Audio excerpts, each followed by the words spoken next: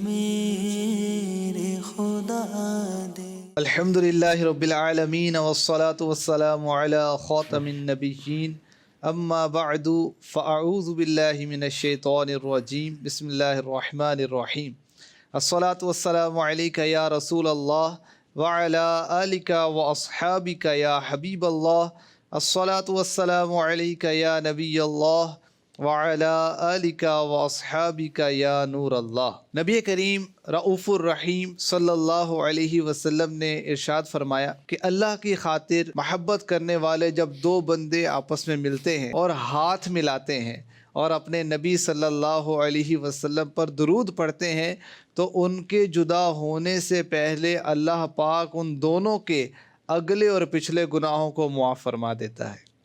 بیٹھتے اٹھتے جاگتے سوتے ہو الہی میرا شعار درود، شہریار رسول کی نظر کروں سب درودوں کی تاجدار درود، صلو علی الحبیب صلی اللہ تعالی علی محمد۔ مزید چینل کے ناظرین، پروگرام نعت خواں صحابہ میں ایک بار پھر آپ کو مرحبا کہتے ہیں۔ الحمدللہ محبت رسول اور عظمت رسول کو بیان کرنے کے لیے یہ سلسلہ مدنی چینل پیش کر رہا ہے۔ الحمدللہ اس میں نعتیں بھی پڑھی جاتی ہیں، نعتیہ اشعار جو طرز کی صورت میں بھی پڑھے جاتے ہیں، اور صحابہ کرام نے جو نعتیں لکھی اس کو بھی بیان کیا جاتا ہے۔ ابتداً قرآن کریم میں عظمت مصطفیٰ کے بیان پر مشتمل ایک آیت مبارکہ عرض کرتا ہوں۔ آیت مبارکہ کا ایک جز ہے سورہ اعراف، آیت نمبر 157۔ ارشاد ہوتا ہے الذین یتبعون الرسول النبی الامی، ارشاد فرمایا وہ جو اس رسول کی اتباع کریں جو غیب کی خبریں دینے والے ہیں، جو کسی سے پڑھے ہوئے نہیں ہیں۔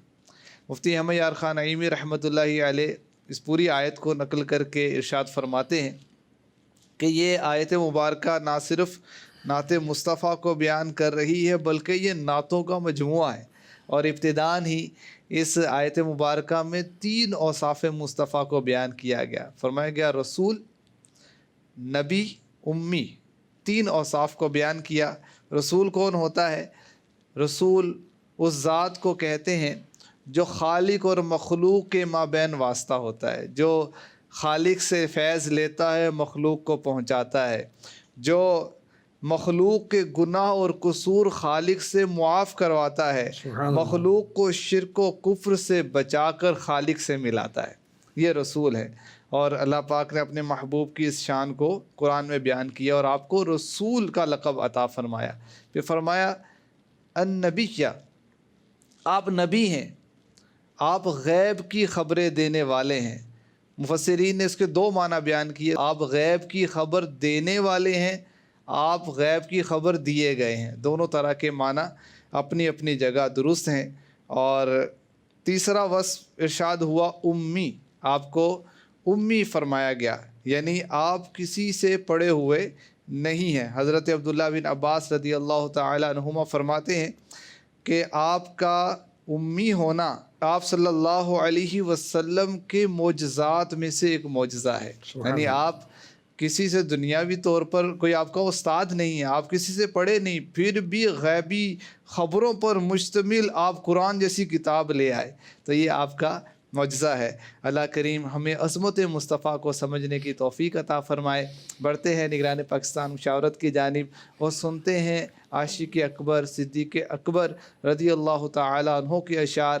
یہ وہ صحابی رسول ہیں کہ جنہیں میرے آقا علیہ الصلوۃ والسلام نے اپنی زبان اقدس سے زندگی ہی میں جنت کی بشارت عطا فرما دی تھی۔ اللہ کریم ان کے صدقے میں ہمیں بھی جنت میں پیارے آقا علیہ الصلوۃ والسلام کا پڑوس نصیب فرمائے۔ سنتے ہیں صدیق اکبر کے نعتیہ اشعار۔ بسم اللہ الرحمن الرحیم۔ صدیق اکبر رضی اللہ تعالی عنہ کا عشق رسول تو مشہور۔ جب پیارے آقا علیہ الصلوۃ والسلام نے دنیا سے پردہ فرمایا تو نبی پاک علیہ الصلوۃ والسلام کے فراق میں، جدائی میں بہت غمگین رہتے، اور پھر اپنی ایک خواہش کو آپ نے شعر کی صورت میں نظم کیا۔ لکھتے ہیں فلیت رسول اللہ یمکث بیننا سلیما ولم نسمع سواہ بماکث، کہ کاش کہ رسول اللہ صلی اللہ علیہ وسلم ہر قسم کی تکلیف سے محفوظ ہمارے درمیان تشریف فرما رہتے.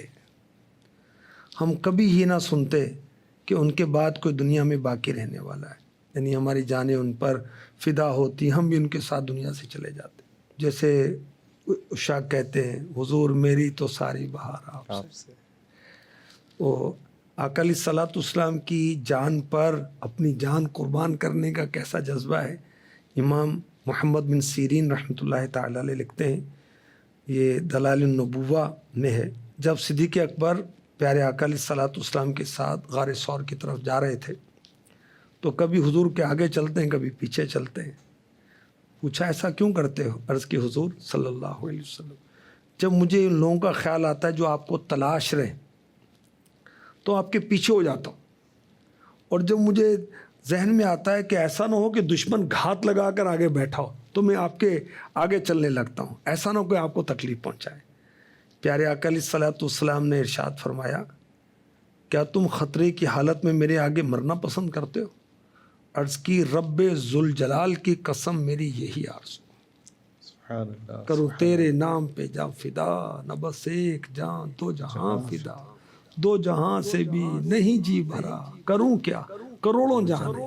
اور اعلیٰ حضرت کا ایک اور عشق بھرا شعر، قضا حق ہے مگر اس شوق کا اللہ والی ہے، قضا حق ہے مگر اس شوق کا اللہ والی ہے، قضا حق ہے مگر اس شوق کا اللہ والی ہے، قضا حق ہے مگر اس شوق کا اللہ والی ہے، جو ان کی راہ میں جائے وہ جاں اللہ والی. موت تو آنی مگر یہ شوق کہ ان کے راہ میں موت آئے. حضرت انس بن نضر رضی اللہ تعالیٰ عنہ، حضرت انس بن مالک رضی اللہ تعالیٰ عنہ جو خادم النبی ان کے چچا، غزوہ احد میں لڑتے لڑتے بہت آگے نکل گئے، کچھ لوگوں نے ہتھیار پھینک دیے. انس بن نضر رضی اللہ عنہ نے پوچھا، یہاں تم لوگ کیا کرتے ہو؟ رسول اللہ کا کچھ پتہ نہیں. لوگوں نے کہا اب لڑ کر کیا کریں گے، جن کے لڑتے تو وہ تو نہ رہے، کیونکہ شیطان نے افواہ اڑا دی تھی کہ حضور شہید ہو گئے صلی اللہ تعالی علیہ وسلم. ہم نے سنا ہے کہ رحمت عالم شہید ہو گئے. حضرت انس بن نضر رضی اللہ تعالی عنہ سن کر تڑپ گئے، فرمایا پھر ان کے بعد زندہ رہ کر کریں گے کیا؟ یہ کہہ کر دشمن کی فوج میں گھس گئے اور لڑتے لڑتے شہید ہو گئے. جنگ کے بعد جب ان کی لاش مبارک کو دیکھا گیا، 80 سے زیادہ نشانات تھے، تیر کے، تلوار کے، نیزے کے. اللہ اکبر. کوئی شخص پہچان نہیں سکا. ان کی بہن نے آپ کی انگلی دیکھ کر پہچانا کہ یہ میرے بھائی ہیں. حضور ایک موقع پر صحابہ کرام نے بھی اس طرح اپنے جذبے کا اظہار کیا کہ ہم موسیٰ علیہ السلام کی قوم کی طرح نہیں کریں گے اور ہم اللہ کی راہ میں جنگ کے لیے ہم حاضر ہیں اور آپ کے آگے سے پیچھے سے لڑیں گے. تو یہ صحابہ کرام کا جذبہ، جان و دل تیرے قدم پرواریں، کیا نصیبیں ہیں تیرے یاروں کے. کیا بات، کیا بات. تیرے قدموں پہ سر ہو اور تارے زندگی ٹوٹے، یہی انجام الفت ہے، یہی مرنے کا حاصل. امیر علیہ سنت لکھتے ہیں، دور رہ کر ویران ہے زندگی، موت بھی کیف آور مدینے میں. نہیں، یہاں کی زندگی سے وہاں مدینے کی موت اچھی ہے. اللہ اکبر. تو صدیق اکبر اپنی وہ جدائی کی جو کیفیت ہے اس کا اظہار کر رہے ہیں. مزید آپ بارگاہ رسالت میں سلام پیش کرتے ہیں. ہم جمعے کو مصطفیٰ جان رحمت پہ لاکھوں سلام پڑھ رہے ہوتے ہیں. مختلف زبانوں میں دنیا بھر میں سلام بارگاہ رسالت میں پیش کیا جاتا ہے، تنہا، انفرادی طور پر، اجتماعی طور پر، اردو میں، عربی میں، مختلف زبانوں میں پڑھا جا رہا جی ہوتا ہے. بالکل. وہ کسی عاشق رسول نے کہا، روزے دے چوفیرے نے غلاماں دیاں ٹولیاں، روزے دے چفیرے نے غلام دیاں ٹولیاں ایک پیا سن دا کروڑاں دیاں بولیاں ایک پیا سن دا کروڑاں دیاں بولیاں. اور صدیق اکبر بارگاہ رسالت میں سلام کیسے پیش کر رہے ہیں؟ علیک السلام کم نقعت ظماءنا بری وکم اشبعتنا من مغارثی. اے اللہ کے نبی آپ پر سلام ہو، آپ نے کس قدر ہماری علمی اور روحانی پیاس کو سیرابی عطا فرمائی. سیراب کرنا ہوتا ہے پیاس بجھانا. اپنے کرم سے ہماری بھوک کا مداوع کر کے ہمیں سیر کر دیا. یعنی آقا علیہ الصلوۃ والسلام نے علم لدنی سے، وہ علم جو بغیر کسی واسطے کے اللہ ڈائریکٹ عطا فرماتا ہے، علم غیب سے وہ باتیں بتائیں کہ ہم علم کے جام پی پی کر سیراب ہو گئے. صحابہ کو جو تشنگی ہوتی وہ بارگاہ رسالت میں حاضر ہوتے تھے، حضور پیاس بجھاتے تھے. اچھا، آپ نے ہمیں اس قدر علم سے نوازا کہ اب بھی ہمیں کوئی مسئلہ پیش ہوتا ہے تو آپ کے اسی فیضان علم کی برکت اور آپ کے بتائے ہوئے اصولوں سے ہم حل نکال لیتے. تو بارگاہ رسالت میں صدیق اکبر سلام پیش کر، جو بارگاہ رسالت میں سلام پیش کرتا ہے اللہ تبارک و تعالیٰ اسے سلامتی عطا فرماتا ہے. سبحان اللہ. اچھا، حضرت عمر بن اخطب انصاری رضی اللہ تعالیٰ عنہ یہ کہتے ہیں کہ پیارے آقا علیہ الصلوۃ والسلام نے ایک دن فجر کی نماز پڑھائی، ممبر پر تشریف لائے، خطبہ ارشاد فرمایا یہاں تک کہ ظہر کا وقت ہو گیا.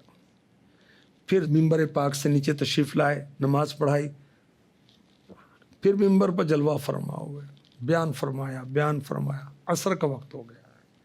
پھر ممبر پاک سے نیچے تشریف لائے، نماز پڑھائی، پھر ممبر پر تشریف لائے حتیٰ کہ مغرب ہو گئی، سورج غروب ہو گیا. اور ہم کو ان تمام چیزوں کی خبر دی جو قیامت تک ہونے والی تھی. فرمایا ہم میں زیادہ جاننے والا وہ تھا جو ہم میں زیادہ حافظ تھا. یعنی جس نے زیادہ باتیں یاد رکھی وہ اتنا بڑا عالم ہو گیا. کیا بات ہے.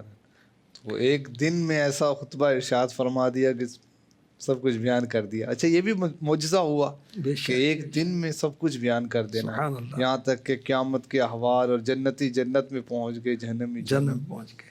یہ علم غیب ہے کہ رسول کریم نے خبریں وہ دیں کہ جن کی کسی کو خبر نہیں. اچھا، مفتی احمد یار خان نعیمی رحمۃ اللہ تعالیٰ علیہ حدیث پاک جو کہ مشکاۃ شریف کی ہے، حدیث نمبر 5936، فرماتے ہیں یہ خطبہ احکام کا نہ تھا بلکہ غیبی خبریں دینے کا تھا. اور پیارے آقا صلی اللہ علیہ وسلم نے تا قیامت قطرہ قطرہ ذرہ ذرہ بتا دیا. جو پرندہ تا قیامت پر ہلائے گا وہ سب کچھ تفصیل وار بتا دیا. یہ ہے حضور کا علم غیب کلی، اور یہ پیارے آقا صلی اللہ علیہ وسلم کا معجزہ ہے. سارے واقعات صرف ایک دن میں بتا دیے. جیسے حضرت داؤد علیہ السلام گھوڑا تیار کرتے کرتے پوری زبور شریف پڑھ لیتے تھے. اب اعلیٰ حضرت کا شعر پڑھتے ہیں. اور کوئی غیب کیا آقا، اور کوئی غیب کیا تم سے نیہا ہو بھلا، جب نہ خدا ہی چھپا تم پہ کروڑوں درود. سبحان اللہ. تو صدیق اکبر رضی اللہ تعالیٰ عنہ پیارے آقا علیہ الصلوۃ والسلام کی بارگاہ میں وہ سلام بھی پیش کر رہے ہیں اور مزید شان مصطفیٰ بھی بیان کر رہے ہیں. صدیق اکبر رضی اللہ تعالیٰ عنہ نے پیارے آقا علیہ الصلوۃ والسلام کے معراج کو بھی اپنے اشعار میں بیان کیا. قصیدہ معراجیہ اعلیٰ حضرت کا نا وہ بھی ہے، امیر علیہ سنت نے بھی اشعار لکھے ہیں اور عاشقوں نے لکھے، علماء نے لکھے. صدیق اکبر لکھ رہے ہیں عجبت لما اسر الالہ بعبدہ من البیت لیلا نحو بیت مقدس. میں اپنے رب کی اس قدرت پر حیران ہوں کہ اس نے رات کے تھوڑے سے حصے میں اپنے بندہ خاص کو بیت اللہ شریف سے بیت المقدس تک کی سیر کرا دی۔ اللہ اکبر۔ اچھا، سفر معراج میں نا ذکر صدیق اکبر بھی ہوتا ہے۔ کس طرح؟ جب آقا علیہ الصلوۃ والسلام نے سفر معراج کے متعلق لوگوں کو بتایا تو اب جو شرک کرنے والے تھے وہ صدیق اکبر کے پاس دوڑتے دوڑتے پہنچے، کیونکہ آپ شخصیت تھے، پرسنالٹی تھے۔ کہنے لگے کہ آپ اس بات کی تصدیق کر سکتے ہیں جو آپ کے دوست نے کہی؟ انہوں نے کہا کہ راتوں رات مسجد حرام سے مسجد اقصیٰ کی سیر کی، کیونکہ یہ کوئی مہینہ سوا مہینے کا رستہ تھا، قصر دنا تک کس کی رسائی، جاتے یہ ہیں آتے یہ ہیں، یعنی یہ اس میں تو ابھی کعبۃ اللہ المشرفہ اور بیت المقدس کے سفر کی بات ہے۔ میرے آقا علیہ الصلوۃ والسلام کی معراج تو اس سے بھی آگے، بیت المقدس سے آسمانوں تک، سدرۃ المنتہا تک، وہاں سے رب کی بارگاہ میں، اور پھر وہاں سے واپسی۔ تو اعلیٰ حضرت نے کہا کہ قصر دنا تک کس کی رسائی، جاتے یہ ہیں آتے یہ ہیں۔ اچھا، غیر مسلموں کو آقا علیہ الصلوۃ والسلام نے مسجد اقصیٰ تک ہی بتایا، کیوں؟ مسجد اقصیٰ انہوں نے دیکھی تھی، اور تھوڑی دیکھا انہوں نے، آسمان تھوڑی دیکھے، سدرۃ المنتہا تھوڑی دیکھا انہوں نے، اس سے آگے تھوڑی دیکھا۔ وہ اس پر بھی ان کو حیرانی ہو رہی کہ یہ کیسے ہو سکتا ہے، یہی ہضم نہیں ہو رہا تھا ان سے۔ تو صدیق اکبر کے پاس جب یہ لوگ آئے تو صدیق اکبر نے کیا کہا؟ کیا آپ صلی اللہ علیہ وسلم نے واقعی یہ بیان فرمایا کہ راتوں رات مسجد حرام یعنی کعبۃ اللہ المشرفہ سے مکے سے بیت المقدس فلسطین پہنچ گئے؟ کہا جی ہاں۔ فرمایا اگر میرے آقا نے یہ ارشاد فرمایا تو یقیناً سچ فرمایا ہے۔ سبحان اللہ۔ میں ان کی اس بات کی بلا جھجک وداؤٹ اینی ہیزیٹیشن تصدیق کرتا ہوں۔ نے کہا کیا آپ اس حیران کن بات کی بھی تصدیق کرتے ہیں؟ وہ آج رات بیت المقدس گئے، صبح ہونے سے پہلے واپس بھی آ گئے۔ صدیق اکبر نے فرمایا جی ہاں، میں تو ان کی آسمانی خبروں کی بھی صبح و شام تصدیق کرتا ہوں۔ یقیناً وہ تو اس بات سے بھی زیادہ حیران کن تعجب والی بات ہے۔ اب اس واقعے کے بعد ابو بکر صدیق رضی اللہ تعالیٰ عنہ صدیق مشہور ہو گئے۔ سبحان اللہ۔ چاہیے وہ موقع تھا کہ آپ کو صدیق کا لقب مل گیا۔ جی جس آپ کو، کیونکہ شب معراج جب پیارے آقا علیہ الصلوۃ والسلام نے کہا کہ میری تصدیق کون کرے گا، تو جبریل امین نے عرض کیا کہ ابو بکر کریں گے، اور آپ نے تصدیق کی۔ اشعار ایک دو پڑھتا ہوں۔ کہا ابو بکر نے سرکار آمنا و صدقنا، میرے مالک میرے مختار آمنا و صدقنا۔ یہ وہ ایمان تھا جس کا خدا نے ذکر فرمایا،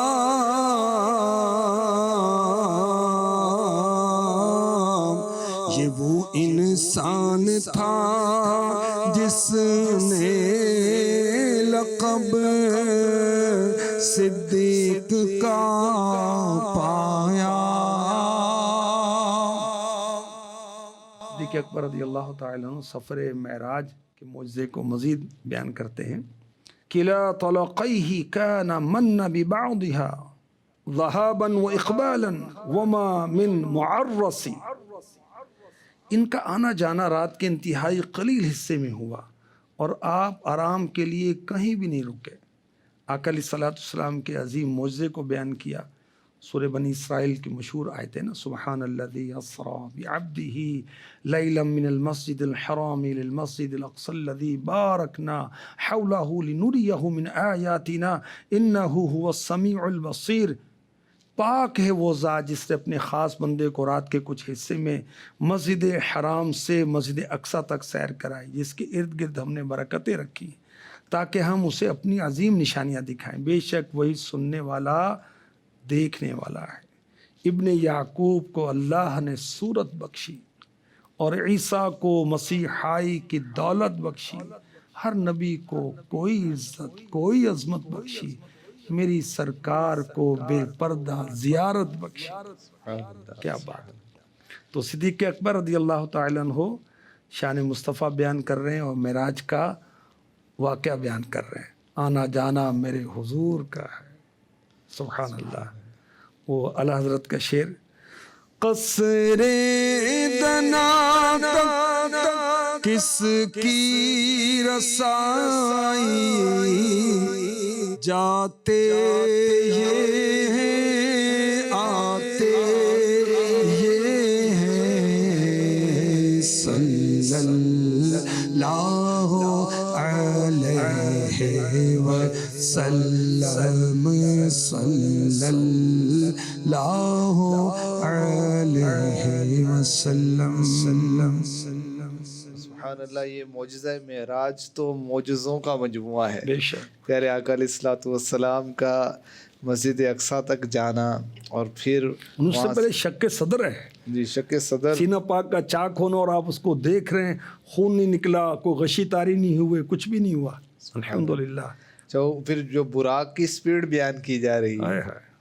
براق تھا کہ یا نور نظر, یہ گیا وہ گیا, نہاں ہو گیا.